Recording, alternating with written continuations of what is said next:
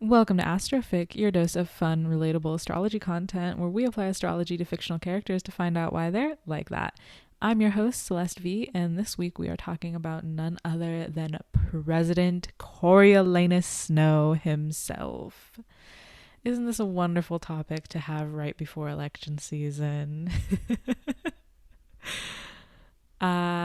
Before we get into it, let me give y'all a little update. I apologize for this late episode. It was supposed to come out last week, but last week I was recovering from a very daunting fellowship application. And not gonna lie, recording this totally slipped my mind.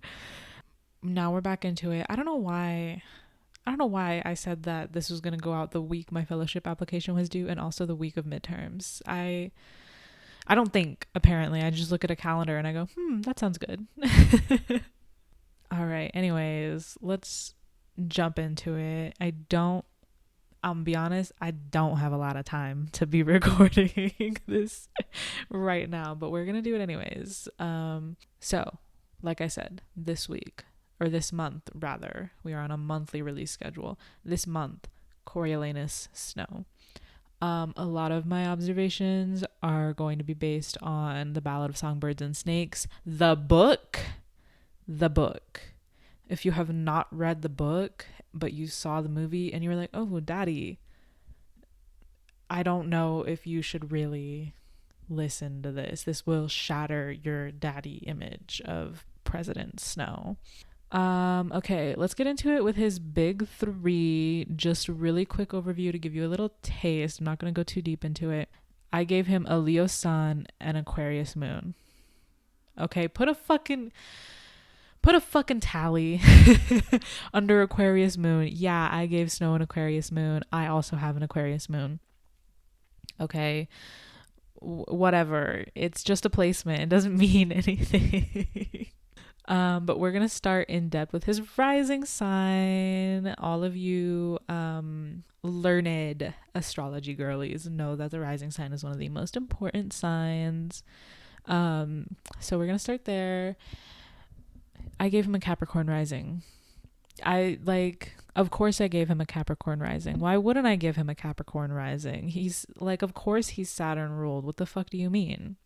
I think that with a Capricorn rising, he's very reserved. He's very calculated in both his appearance and his self-presentation. He is very mindful, but not demure. Very mindful about how other people see him and the ways that he allows other people to see him. Okay, that's what Capricorn rising gives to me. Like, yes, we always talk about how hard it is to be a Saturn ruled individual or whatever, but compared to Aquarius risings, Capricorn risings are much more put together and obviously much more traditional in their expression. You know, Aquarius risings, what people always say is like, oh, they're like very quirky. People like look at them and already know that they're eccentric and stuff. Kind of the opposite is true for Capricorn risings. People can look at a Capricorn rising and be like, that person seems pretty traditional. That person seems like they've got a plan in life. And I wouldn't necessarily say that Capricorn risings are like up with the trends in terms of like fashion or whatever, but they prefer like a timeless classic look. Also, Cap rising, not above hard work. Most of his life, credit where credit's due, respect where respect needs to be given. Most of his life was him working harder than everybody else to get where he wanted to be. He had the misfortune of his parents dying young. His dad was very well known. And so like you would think that the name alone could have carried him through his adolescence and into young adulthood. But his disposition and the disposition of his father before him, who Cap rising, he always strove to be like, very Cap rising, to aspire to be like your father. The disposition of both himself and his father puts people off. We see this with Dean Highbottom. Dean Highbottom never wanted to give Coriolanus a chance, but he had to because he was a capital child. But at any opportunity, Dean Highbottom was, cutting Coriolanus's legs out from under him. Was it deserved or fair?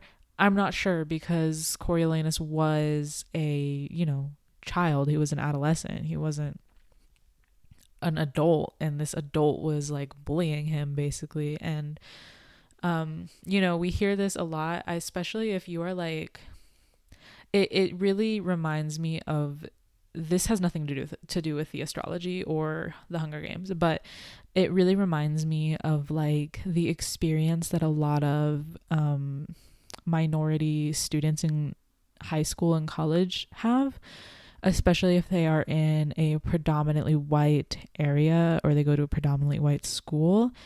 Counselors, teachers, people will tell you that you are not cut out for XYZ, or you're not going to get into college ABC, And so like that was kind of the vibes that Dean Highbottom was definitely giving, especially at the beginning. But like as the book progresses, as the series progresses, we see that maybe Dean Highbottom kind of just had a gut instinct that was right. Especially his dad, Corio's dad, was the one who proposed the Hunger Games in the first place. A man like that, definitely not deserving of utmost respect, And if that's who you're striving to be like, is to be like the man who took the idea to put a bunch of children into a death ring, there are certainly better people you can strive to be like. So there's a lot, like, this is all, we're still in his rising sign. This is all stuff as a Capricorn rising. This is all stuff that came before him, that is now influencing him and his life, even long after his own influential figures, his father and his mother, are dead. So there's a lot happening in that rising sign. And another thing happening in this first house of Capricorn is he has his Mars here. Yeah, this is the only other placement here, is his Mars sign. His self-image, first house being a self-image and personality and stuff like that. His self-image is of the utmost importance to him. He will do anything to maintain his self-image. And it's not necessarily, since it's the first house, not the 10th house, it's not necessarily how other people are seeing him. He does care about that, obviously. As a Capricorn rising, Capricorn traditionally rules over the 10th house of public image and social stance and stuff like that. So that like energy is seeping a little bit into the first house, but it's still like he has to be the one who is, okay sleeping at night. He's okay with his choices and stuff like that. And his self-image is one of the driving forces in what his life becomes. Also, having Mars in the first house really gives me the vibe of like being self-involved and egotistical and selfish, really, if we're going to be blunt about it. And I think that all of that is very, very evident, especially in like the third act of the Ballad of Songbirds and Snakes, when Corio is deployed, I guess, to District 12 with Sejanus. And I just think that selling your friend out and watching him be hung, that's kind of, evil. Like, that's kind of evil. And Mars does not operate on morals. Mars is looking at action neutrally and is only seeking to do the action that would most likely get them to the end goal.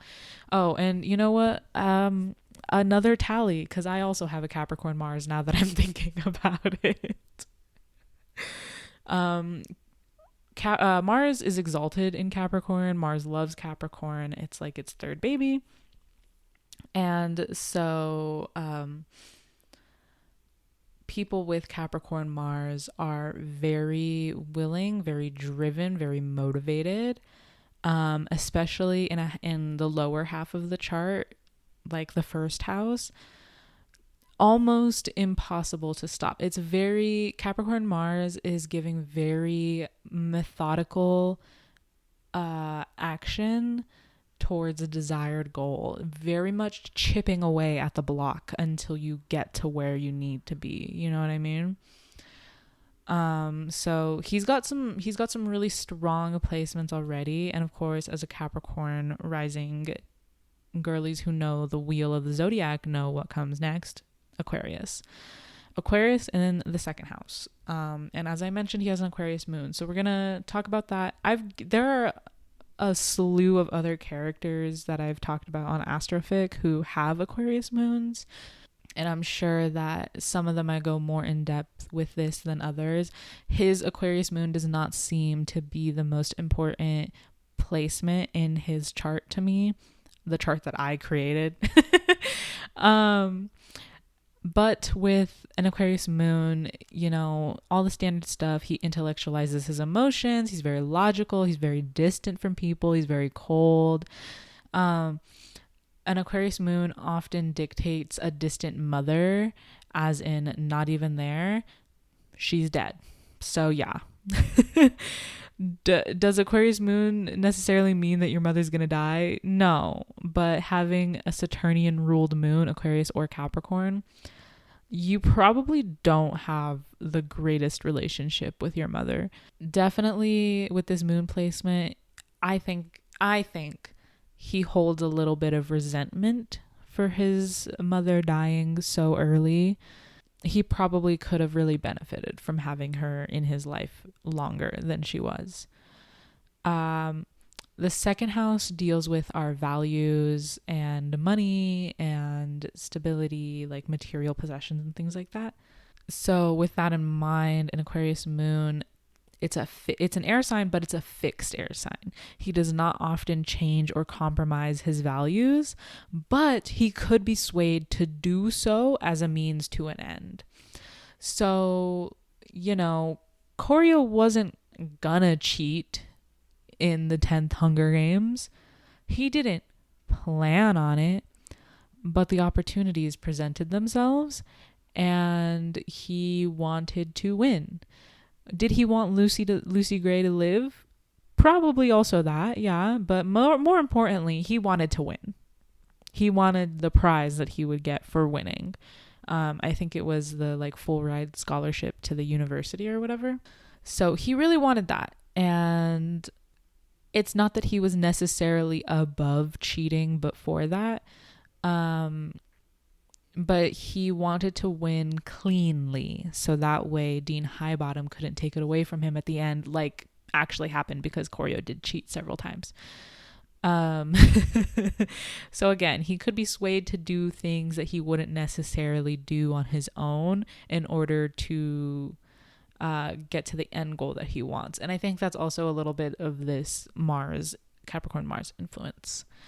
Let's see. He also does have his ruling planet in Aquarius of the second house. When you have Saturn is his ruling planet as a Capricorn rising.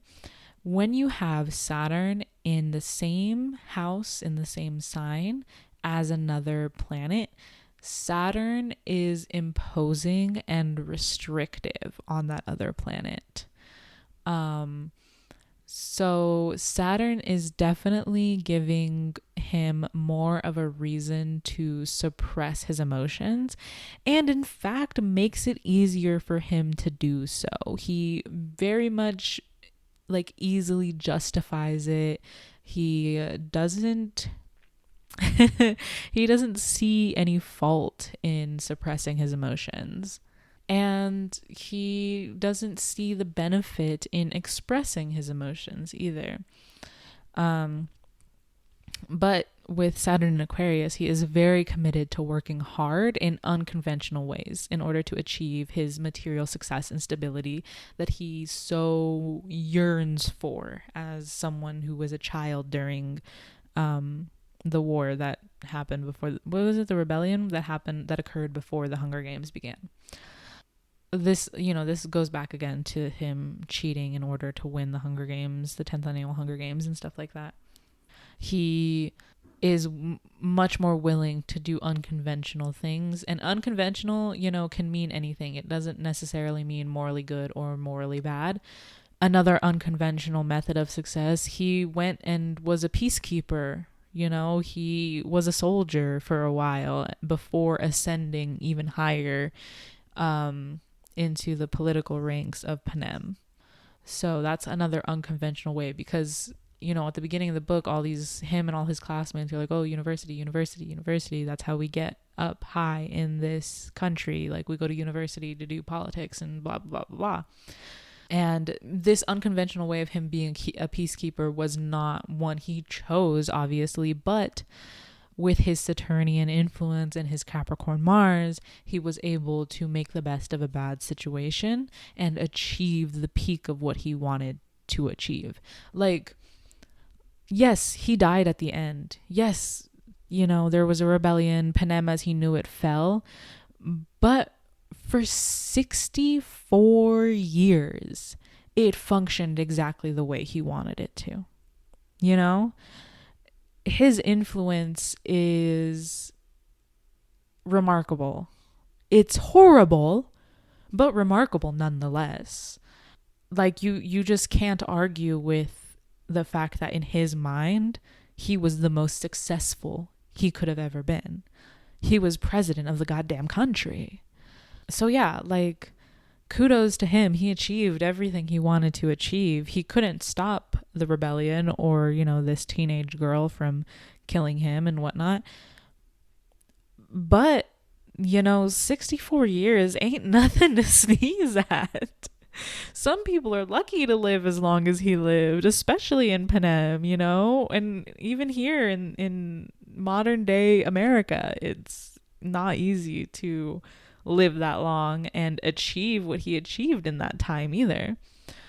Again, kudos where kudos are due, respect where respect should be given. He's a horrible person, but like, you can't knock his accomplishments. He did the damn thing, you know what I mean? Okay, moving on to the third house, which is in Pisces.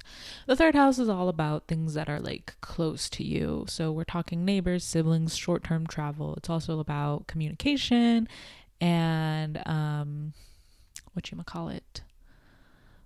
Oh, I don't know why I couldn't remember this. It's about communication and thinking, the way your mind operates as well. So in Pisces has a very dreamy disposition. It's very otherworldly. It has out of the box ideas and stuff like that. And he has his Jupiter here. So he has Jupiter in Pisces in the third house. I believe that this placement, more so than his Mercury placement, or maybe equally so, but either way, this Jupiter in Pisces in the third house is a major reason why he always had such good ideas. His classmates, were very book smart, but they were not innovative. And honestly, not all of them were book smart. A lot of them were riding their parents' coattails and their money and stuff like that. But he's very innovative, and I also think that with Jupiter here, and especially it being in Pisces, he maybe not always, but he can very well portray an empathetic character. And I think that is why he was so good with the cameras. It was very intuitive to him how to convey the messages that he wanted the citizens to receive. Very easy for him to manipulate audiences. I think about that scene in Mockingjay Part 1 when he is set to address the citizens. He's sitting in a makeup chair and one of his advisors is right there, and he says, "I will not call them rebels." that's forward thinking. He doesn't want to acknowledge them as rebels, you know? So he has to change the wording. And yes, somebody else wrote that speech for him, but he's still giving feedback. It's like he has the final say because he, in his mind, knows what's best. That's that Jupiter influence, right? I think that this is a major driving force to why he has such incredible public speaking skills. He is unmatched by any of his classmates in the academy in terms of his public speaking.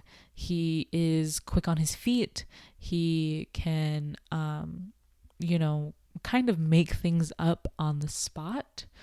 He is not always going to win, though. Like eventually people found out that he cheated in the Hunger Games. Jupiter in Pisces is in domicile. Jupiter rules Pisces traditionally. And this is, traditionally seen as a very, very, very lucky, great placement to have. However, it would be greater if he was not Saturn ruled. That Saturn restriction means that the luck will run out eventually. And Jupiter's expansion can, turn sour. Too much of a good thing makes you sick, That's kind of where we get to in some points of his life in the Ballad of Songbirds and Snakes. He is winning, and then he has a huge fall, and then in the original trilogy he's winning, huge fall, right? So he has all of this power and commitment and very charismatic and all of that is made great and grand. And then we have Pluto also in his third house of Pisces. I think this is one of his most lethal placements. And it's not lethal like literally, but like in the way that people say that face card is lethal, or looks could kill. Like that's the kind of lethality it's giving, except it's his words, right? His cutting words, his speech, the way he communicates, how he can pull people into his inner circle is one of his most powerful traits. Because once you're in his inner circle, you are no longer seeing the benevolent, kind, gray-haired, big beard, almost Santa Claus looking-esque man. You are now in his inner circle and you're witnessing him take other people down. He very much is the type of person to believe, keep your friends close and your enemies closer. Again, another scene in Mockingjay Part 1 where he poisons one of his generals in a big dinner, right? That is a spectacle. He did not do that slyly. He did not do that, under the radar. He wanted everybody else in his inner circle to know he is the most powerful here. And if you cross him, if you betray him, if you do not perform the way that he expects you to, you're gone. And he means that literally. You're gone, dead in the ground. I also think that his Pluto is a very sneaky placement, singular. I think it's why most people have such a hard time predicting his next move.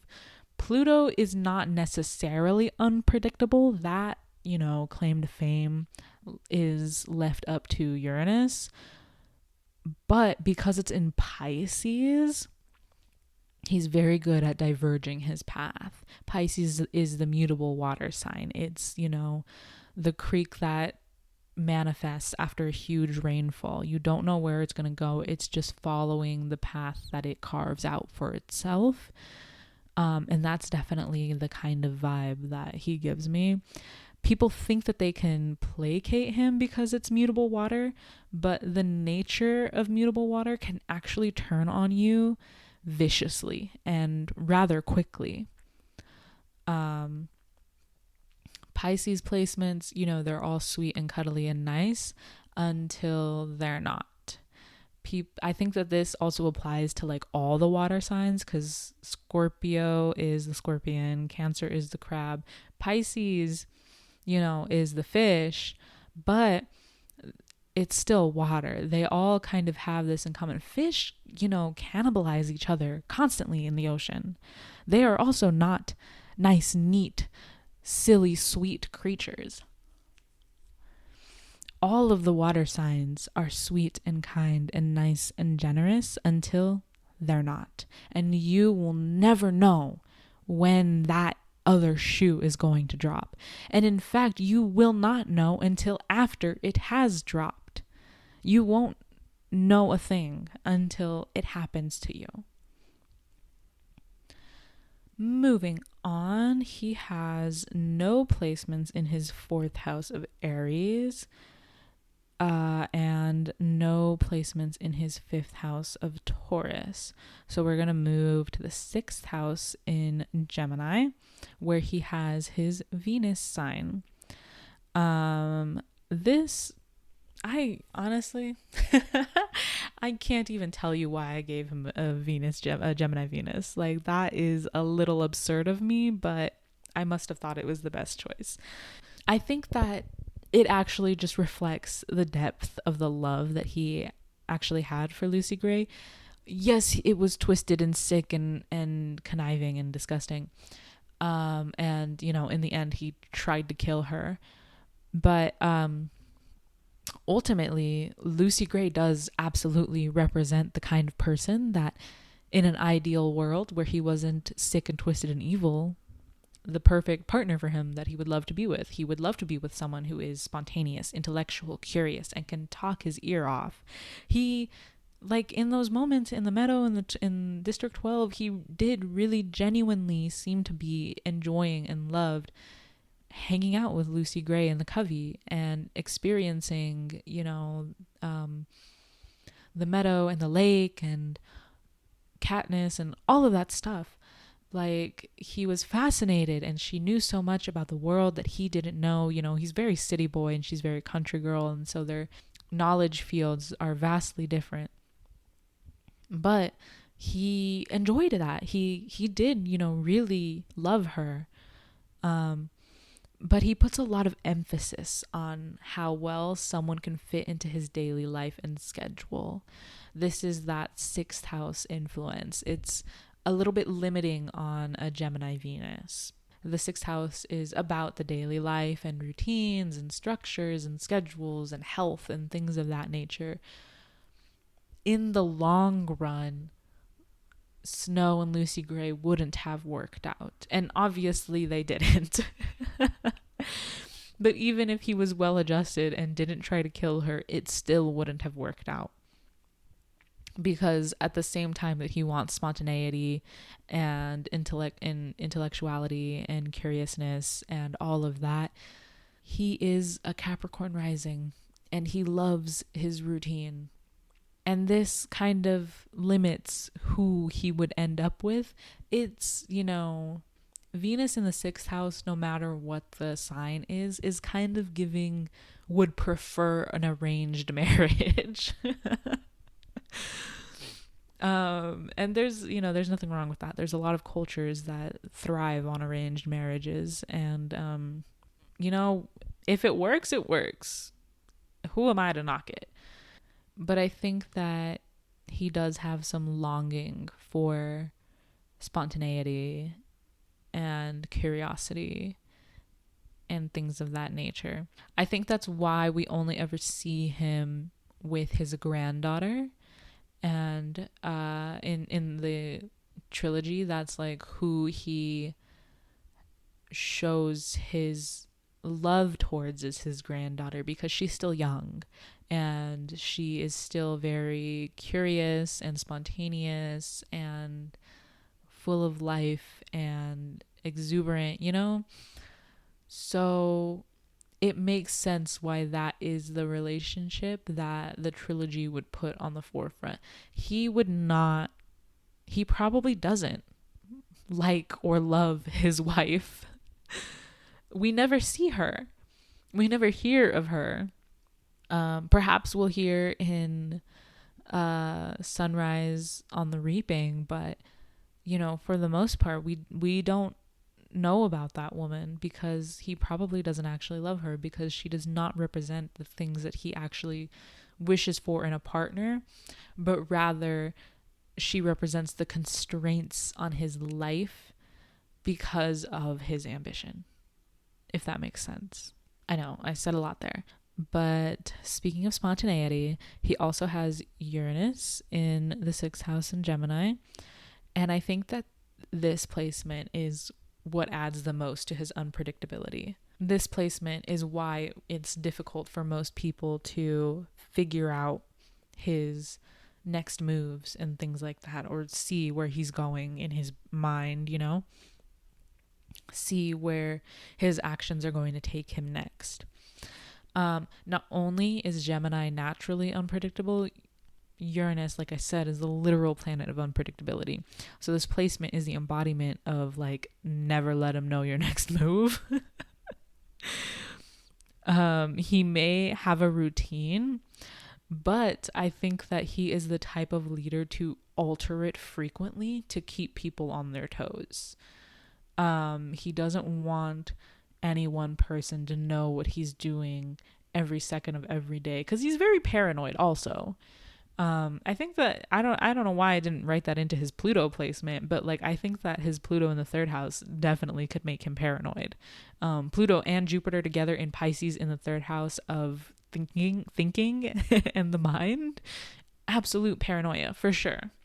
So yeah, I think that he alters his routine frequently so that way nobody knows what he's doing every second of every day, because that is a weakness in and of itself. You know what I mean? If somebody knows where you are and what you're doing every second of every day, that's a vulnerability that somebody can expose and take advantage of. So he would never want to do that, to have that. All right, so moving on. That was the 6th house in Gemini. He has no placements in the 7th house of Cancer. He has one placement in the 8th house in Leo. I want you to take one guess at what placement I put in his in his 8th house of Leo, because I think it should be a little bit obvious. Did you guess? Okay, I'm going to tell you. I put his sun. I put his sun in Leo in the 8th house. I couldn't not have his luminary placements, the sun and the moon, directly opposing each other. Like, the sun represents ego. It represents the self. The sun is you, for lack of a better explanation.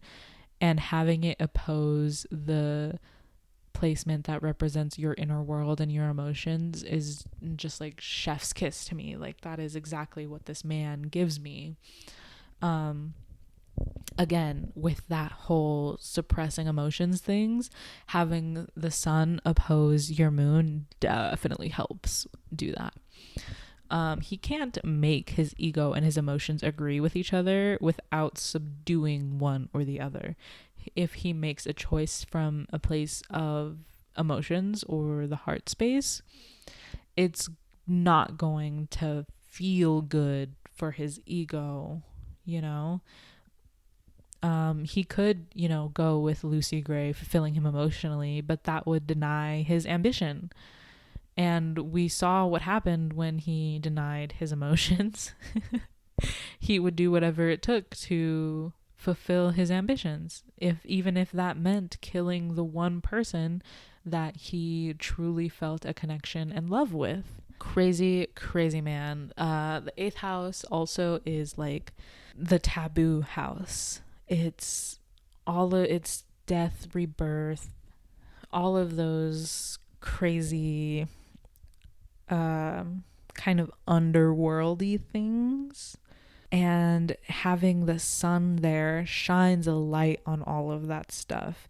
it's kind of an open secret how evil Snow is, right? Like the general public is not necessarily aware of it, but the closer you get to the upper rings of the capital, whether you're a tribute, an AVOX, a general, you know, the closer you get, even just on the outskirts of that circle of hierarchy in the capital, you learn very quickly what kind of person Snow is.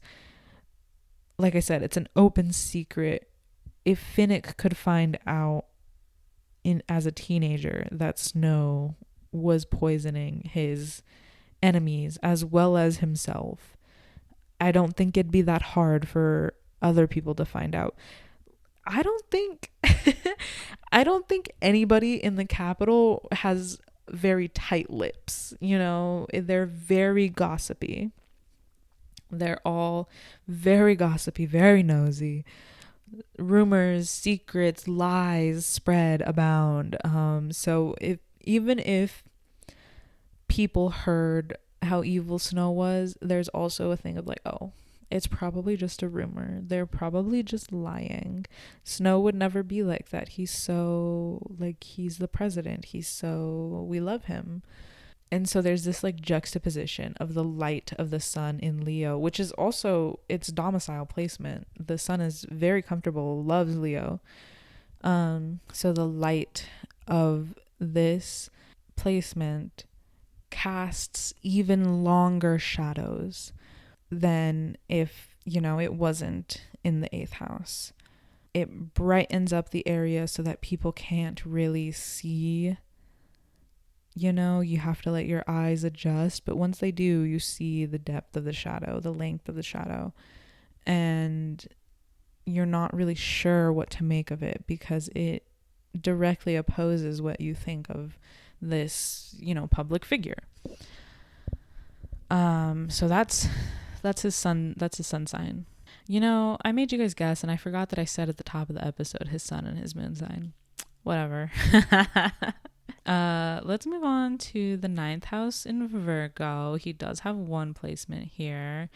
Oh, we're getting to the end. This is the second to last placement in the episode. No, just kidding. There's 2 more placements after this. So anyways, we're in Virgo now. I gave him his Mercury in Virgo in the 9th house. So this is directly opposing his Pisces placements, but I don't see that as a necessarily bad thing. They're operating on the same axis in the zodiac and therefore can more easily align their goals. It's just that their methods are a little bit different. And rather, I think that on the opposite end of the axis, Jupiter and Pluto are enhancing Mercury more than anything. So with a Mercury Virgo 9th house, I think it's very easy for him to communicate effectively. And this placement, the 9th house being a placement of like higher education and worldview and things of that nature. I think this placement, Mercury being communication, thinking, the mind, and stuff like that. School, very easy for him. Very easy for him to complete his schoolwork and do well. And as I had spoken about earlier, there are other placements that are the reason for his suppression in the educational system from the administrators, Dean Highbottom and all that. Those without bias against him can recognize how intelligent and effective he is in this path. So, why can't I remember her name? But the woman played by Viola Davis, the game master, right? She recognized his intelligence and effectiveness, and ambition, frankly, and really carved a path for him to do well, as so long as he was under her wing just a little bit. Gaul, that's her name. Her name is Gaul. Anyways, I think that this placement, you know, is another reason why he is so effective at public speaking and communication and things like that. Virgo is very choosy about their words. You know what I mean? They're very effective with communication. Gemini, the other mercurial placement is, or the other mercurial sign, is less choosy, more intellectually curious. So they're messy, but in the end, I think that Gemini can acquire more information than Virgo, but Virgo knows how to use the information it has the most effectively, if that makes sense. So he's very, this placement makes him very eloquent, very well spoken, very cerebral in a way. And then second to last placement, we have his Chiron in Libra in the 10th house. So Chiron is known as the wounded healer. It is a part of you, your life, that was wounded very early on, probably that you had no control over. And you spend your life kind of healing from it. And as I mentioned earlier, the 10th house is the house of like public persona, perceptions, your social stance and things of that nature. And I think that his public persona and perception is like his biggest op. People either revere him or despise him. There's no in between. And people usually have their own reasons that may not have anything to do with him, frankly. His focus is always on what other people think of him or see him as also. So Libra, the scales, harmony, balance, right?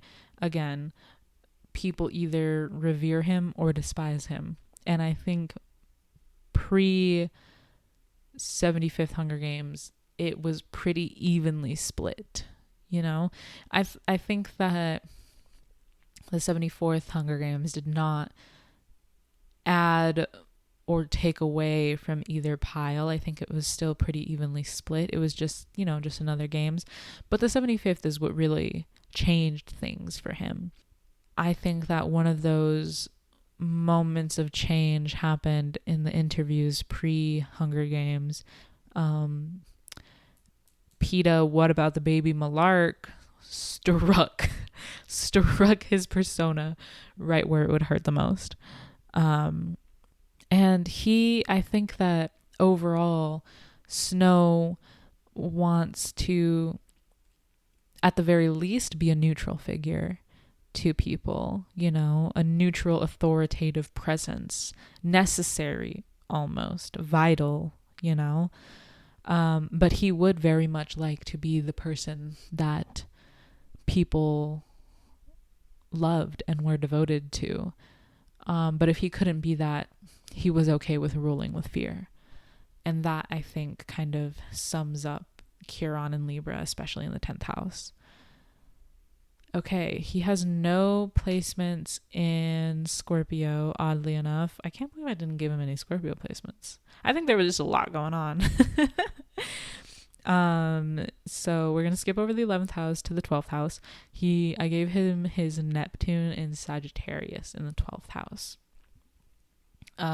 Sagittarius is the traditional ruler of the 9th house. So it's very truth-seeking, which is kind of against most of Snow's personality.